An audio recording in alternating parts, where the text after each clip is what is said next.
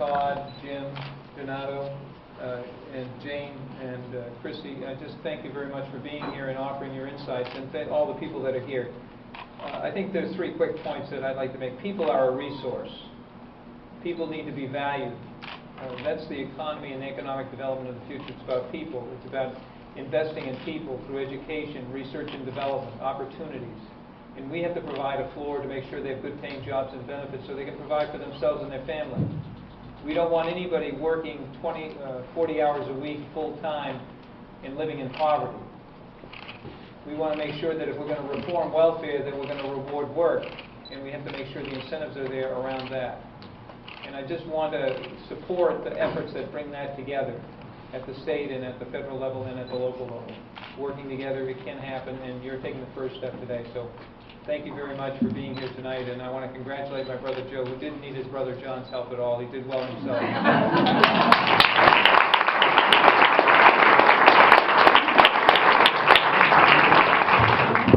That was a little impromptu. Come forward, please, if you don't mind. Paul LeClaire. Thank you, Joe. Go ahead. You know I'm not going to say anything that's relevant to passing anything that you want.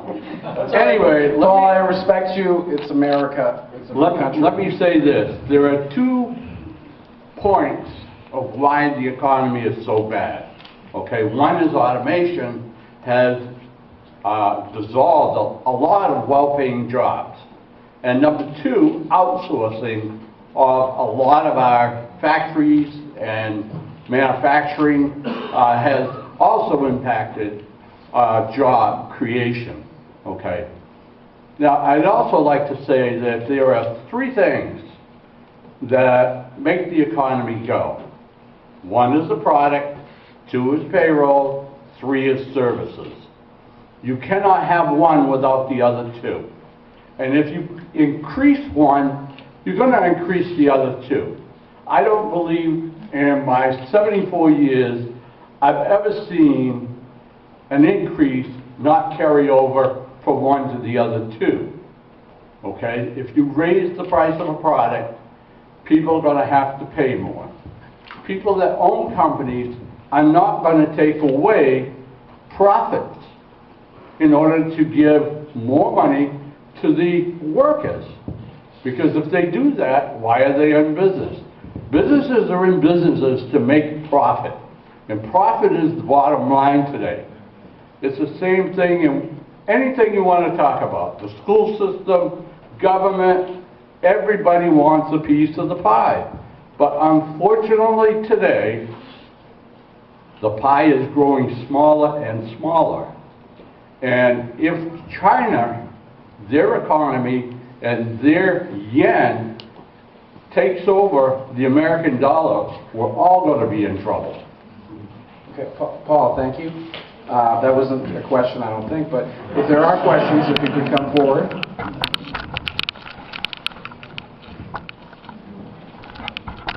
Valerie, thank you. Can you hear me? Yes. Okay. Okay, I'm Valerie Carter, and I'm here, I guess, to ask a question about the significance of an impact of low-wage workers for certain populations. I mean, not only for the low-wage workers themselves and their families, and by the way, there's been a remarkable series of articles that have come out in the Bangor Daily News over the past year or so on people and families who are struggling to get by, and it's a great series. And Sandy Butler is one of the people who has contributed to that. I'm not sure if she's here or not. And, she's in the School of Social Work at the University of Maine. But one of the categories of workers I'm especially interested in and concerned about are people who work in as personal care aides or as nursing assistants. I happened to send out an email last night to someone about in which I happened to paste in the top, a recent article, a table from a recent article from the Portland and Prince Herald that looked at the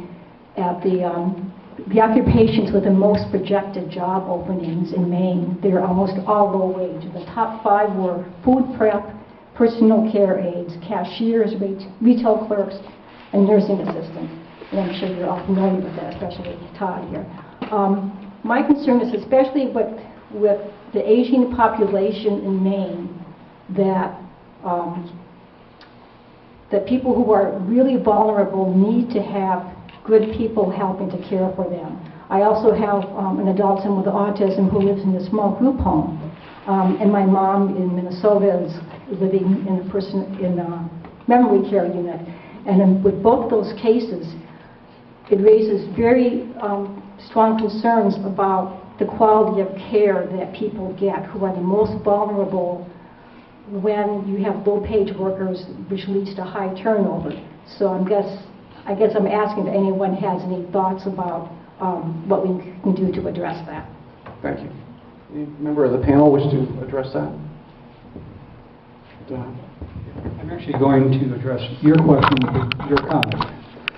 I do agree that we have lost jobs in certain sectors, but there are three sectors where jobs are increasing: technology, healthcare, and in hospitality. Our economy today, if you look at the last 36, 48 months, those are three significant sectors. I'm going to disagree with you with respect to that as a CEO, as a chairman of two organizations, one that has 3,000 employees and one that has 500, and then my small business in Algonquin. There is not one employee who makes less than $10 an hour.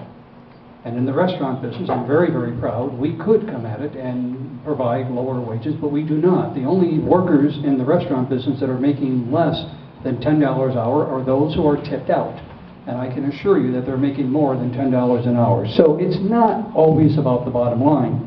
You have to watch the bottom line, but I look at productivity. I look at the ability to have a culture in that workforce that's going to have collaboration and it's going to have significant amount of presenteeism. The last fact, and it goes to Governor Baldacci's point, is that I think as we see the economy changing, we're going to have to shift the education. I think it goes back to your question there, is that we know that hospitality and healthcare workers and technology is increasing. We should shift our education of young people in those areas.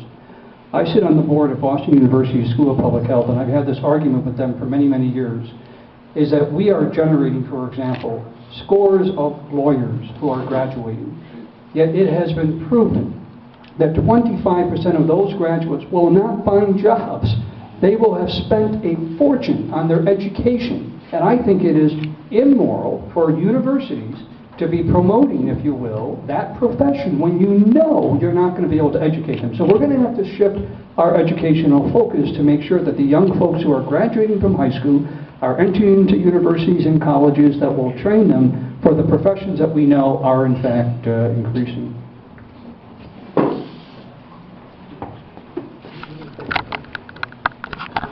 Come forward. Thank you very much. Just state your name. Hi, my name is Ann, and I have a question. Yes, sir. I've been making notes, but they'll end up being hieroglyphics. Okay, that's all when I right. read. Is there any possibility of me having a copy of the information? Because I like to read it. Yes. Or look at it over. Yes, and I, after we get done here in about 15 or so minutes, I'd be happy to talk with people, but also I have plenty of information to share with people. I think members of the panel will be happy to talk to people as well in smaller groups. But thank you, Ann. You're welcome. Also, I do work on the Alzheimer's unit of the Maine Veterans Home. We appreciate your service. Oh. Yeah. I love it. I love it. And I think as Valerie had said, that it's important for our society to value those professions. Yes, that's true. And that's part of what the focus needs to be. No way. Thank you, Ann. Come forward. My name is Cliff Guthrie. I live right here in Bangor. I had a couple of questions about the proposal. Sure. First of all, are you envisioning that the increases would be indexed to the federal wage level at all? Yes. At the end, it would be it would be 75 cents. To be honest, I've made a modest proposal compared to a lot of proposals, but it certainly would be higher. It would be 10% increase per year for 3 years, and then indexed to inflation at the end. Indexed to inflation, not the federal The CPI. Not the federal minimum wage, then, it would be indexed. Indexed to inflation. This is the federal CPI, cost of living index. Well, that sort of feeds into the second question, and maybe this is something that, Todd, you can address. What is the effect when a municipality decides to raise wages relative to the other municipalities of the state that it's in? I know there have been some examples in Seattle and Oakland and San Francisco, cities that, in fact, are quite different than ours, economically speaking. There's a lot more money in those places. What do you expect the impact of a relative change for a local municipality like Bangor in a state that might not echo that change, or actually regionally too? Be interested. If you want to address that, I will have some comments after you're done.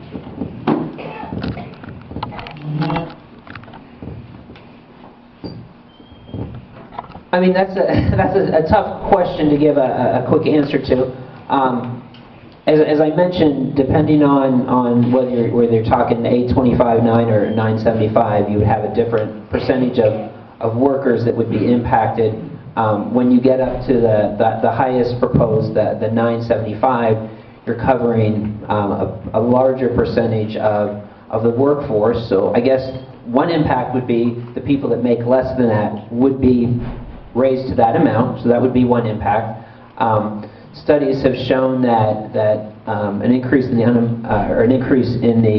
minimum wage can contribute to some unemployment. So some people in those positions would see their wages go up to the new minimum wage. Some people in those positions would lose their jobs. So those would be things that you would have to trade off. I don't know if you're asking the question, would businesses that employ those workers move outside the area? I don't know if that was one of the things that you had in mind. I think one thing to keep in mind with some of your retailers and some of your service providers that have a higher percentage of low-wage workers, their labor costs are just one of the things that they consider when they choose where to locate. Think of the mall area. A large percentage of the retailers in the whole Bangor area choose to locate around the mall, even though they're paying much higher rents around the mall than they would pay if they were to choose to locate somewhere else. But there's a very strong pull. You want to locate around the mall because that's where your customers are. So I don't know if you're asking, I don't think you would have a huge mass exodus of those types of retailers to move out because, again, there's a great pull. I can't remember, I think it was one of your comments that the Bangor economic summary area is the top retail market in the state. Bangor's dominance in retail sales has grown over the last 20 years. So it used to be that retail was more spread around the region. It's actually becoming a lot more concentrated in the Bangor area. So it's hard to say if retailers would say, all right, we've got to pay a little bit higher wages, now we're going to move out. But again, there's such a strong attraction to wanting to be located near the mall area that unless an equal size attraction of a mall would open up outside the area, and those are very, very large investments. But it's hard to give a simple answer what would happen. Again, you'd see wages for some go up, you'd see unemployment go up for some, and there might be some businesses that would choose to move, but again, a lot of those businesses like where they're at and they're already paying higher rents. If they wanted to have lower costs, they could move somewhere where they could get cheaper land, but they already choose to locate to operate near the mall because that's where their customers are.